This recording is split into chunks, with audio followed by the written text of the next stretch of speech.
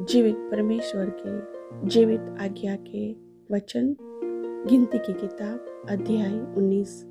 फिर यहोवा ने मूसा और हारून से कहा, व्यवस्था की जिस विधि की आज्ञा यहोवा देता है वह यह है कि तू इज़राइलियों से कहे कि मेरे पास एक लाल निर्दोष बच्चा ले आओ, जिसमें कोई भी दोष न हो और जिस पर जुआ कभी न रखा गया हो। तब उसे एलियाजर याजक को दो और वह उसे छावनी से बाहर ले जाए और कोई उसको एलियाजर याजक के सामने बलिदान करे। तब एलियाजर याजक अपनी उंगली से उसका कुछ लहू लेकर मिलाप वाले तंबू के सामने की ओर 7 बार छिड़क दे।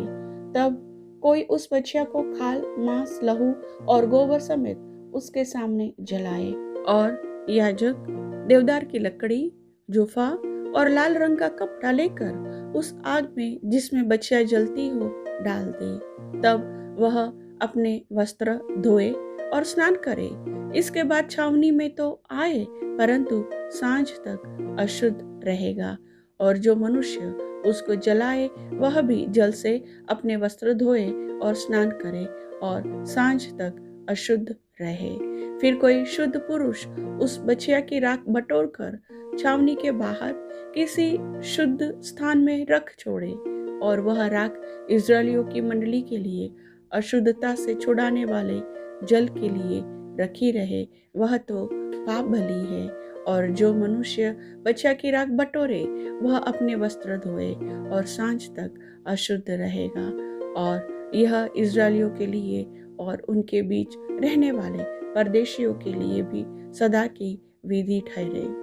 जो किसी मनुष्य के शव को छुए वह 7 दिन तक अशुद्ध रहे। ऐसा मनुष्य तीसरे दिन पाप छुड़ाकर अपने को पावन करे और 7वें दिन शुद्ध ठहरे।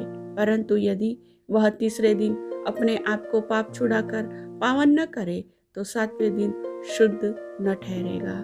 जो कोई किसी मनुष्य का शव छूकर पाप छुड़ाकर अपने को पावन न करे वह यहोवा के निवास स्थान का अशुद्ध करने वाला ठहरेगा और वह मनुष्य इज़राइल में से नाश किया जाए, क्योंकि अशुद्धता से छुड़ाने वाला जल उस पर न छिड़का गया।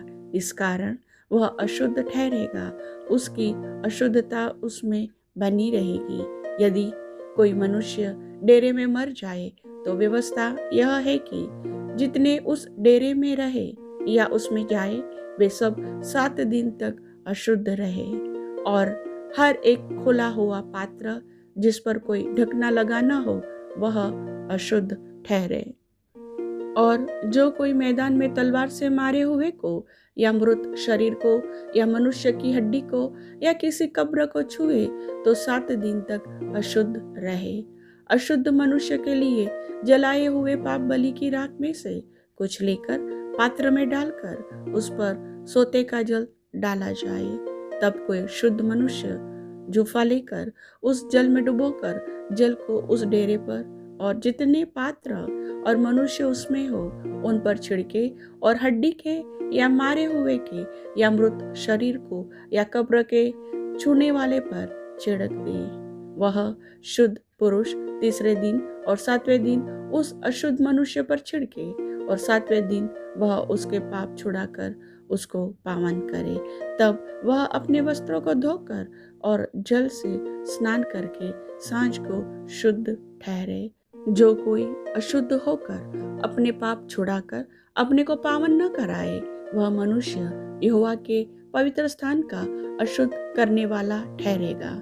इस कारण वह मंडली के बीच में से नाश किया जाए। अशुद्धता से छुड़ाने वाला जल उस पर न छिड़का गया, इस कारण से वह अशुद्ध ठहरेगा। और यह उनके लिए सदा की विधि ठहरे जो अशुद्धता से छुड़ाने वाला जल छिड़के वह अपने वस्त्रों को धोए। और जो जन अशुद्धता से छुड़ाने वाला जल छुए वह भी सांझ तक अशुद्ध रहे। और जो कुछ वह अशुद्ध मनुष्य छुए वह भी अशुद्ध ठहरे। और जो मनुष्य उस वस्तु को छुए वह भी सांझ तक अशुद्ध रहे। प्रभु वचन के सुनने वाले सभी भाई बहनों को आशीष दे। आमीन।